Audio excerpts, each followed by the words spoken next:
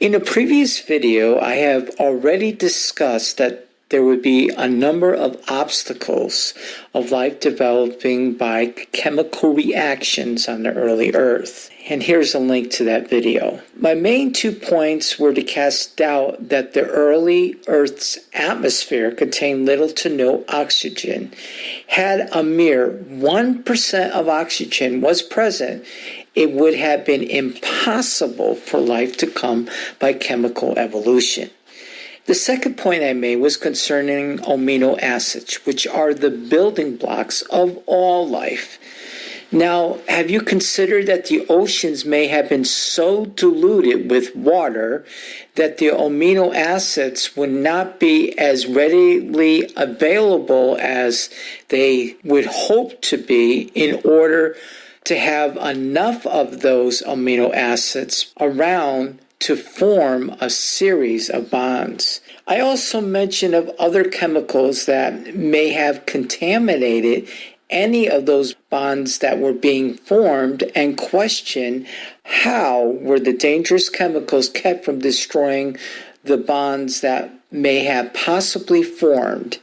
So, in this video, what I want to talk about is even if we take the atheist assumption of these amino acids becoming chains and thus proteins, actually some of them did form as chains, does that prove that life came by chemical evolution? No.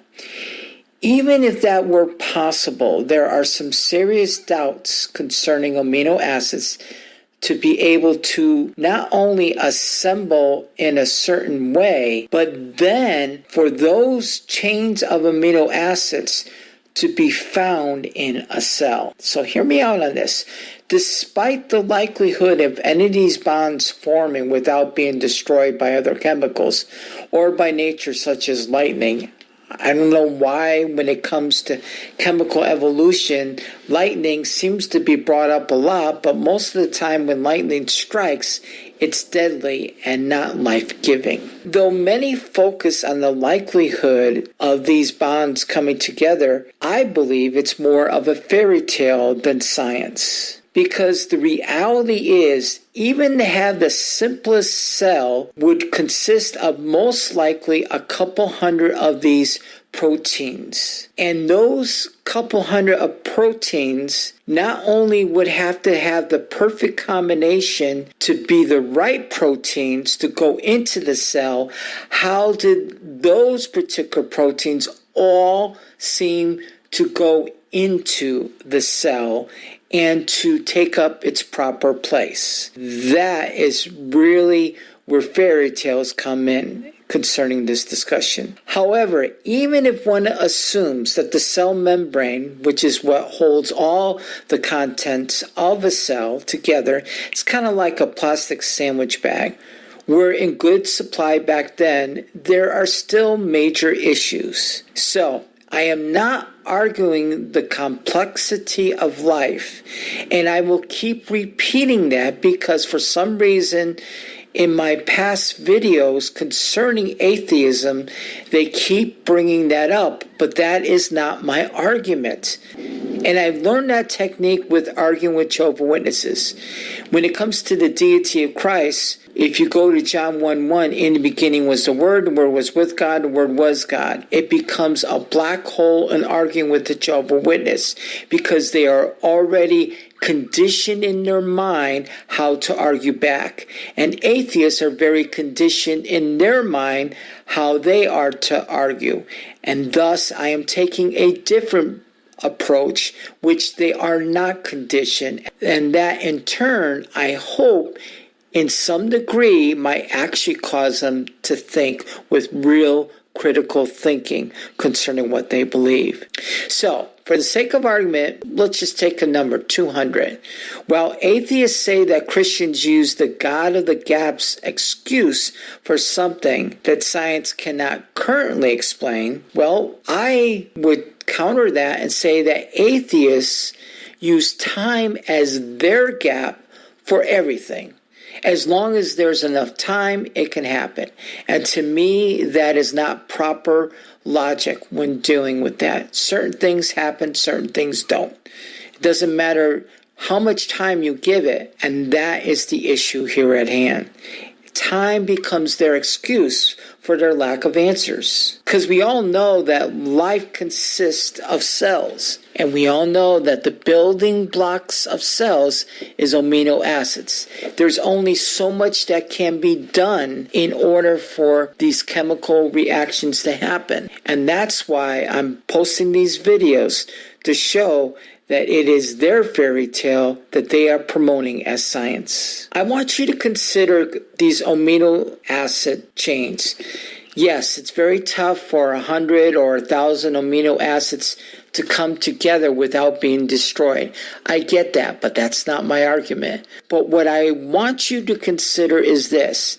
Take only a few major functions of a cell and to consider that all of those functions would have to be pre-made before the cell could come alive. And thus consider the following. Wouldn't there need to be some kind of a gatekeeper that would only allow the proper food supply into the cell? I mean, if something is poisonous, it would kill the cell. Can you tell me how that came about? If it did not come about right away, then how in the world did it come out, and how would the cell know it? To me, I would think it would be very important to have something to know what to take in and how to take it in. There would need to be a receiving department, just like in a manufacturing plant. Once the food came in the cell, well, what happened? Did it just stay there? Did it go somewhere? Was it stored in a certain way? These are questions that deserve to be answered. So once it is in there, is there some kind of inventory control to make sure that the right materials are needed for keeping the cell alive? And this is even before the cell's alive. There would have to be something there before it could become alive. If you have a big plant, manufacturing plant, you would need to have it set up before electricity could really make it all function as a whole. It's the same principle here. The big one is the power plant. Each cell has a little individual power plant that gives all the energy that the cell would need. So it would somehow have to get to that location, the right amount to that location, take that particular material, then have the know-how to convert that material into a particular energy in which the rest of the cell can use. Seriously, you don't put diesel in a gasoline engine because it's not made for it.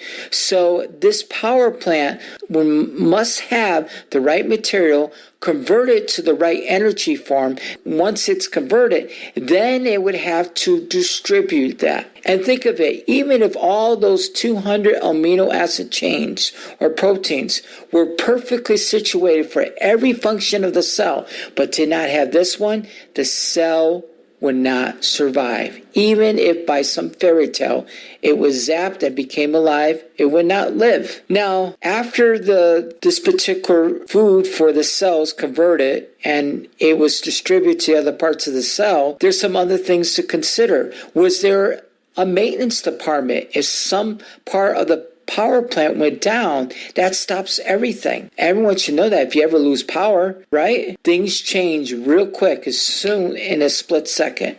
So it would be the same with the cell. There would be some need of a maintenance department. And finally, what would take out the waste material or recycle damaged proteins? See, all of these systems would need to be in place before a cell can even become alive. To me, how in the world do these 200 chains of amino acids find their way into the cell without any direction and know exactly where in the cell to set up? Think of it as a factory being built and set up. That is what the cell is like, and that's why it casts greater doubt on atheism. The point is, how do people claim that they use critical thinking, that they can even answer this fairy tale of the cell assembling itself without any guidance of intelligence. For even a simple plant, for it to function, needs a supervisor, needs a general manager, needs different departments from receiving to manufacturing, shipping, quality control, maintenance, IT tech, office help, etc. Yet notice, there's a lot that I still left out. There are other functions I have not even mentioned because I don't need to.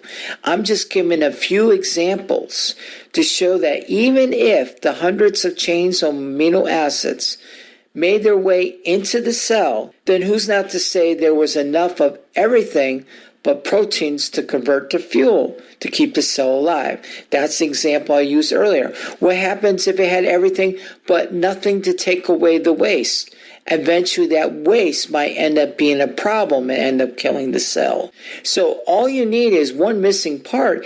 Even if there was nothing to receive the food, then the power plant would have nothing to convert the food, and thus the cell will die. So that in alone casts some very serious doubt on atheism. Now, my next video will focus on the cell becoming alive. And then the final one, I believe, will introduce evidence for God at that point.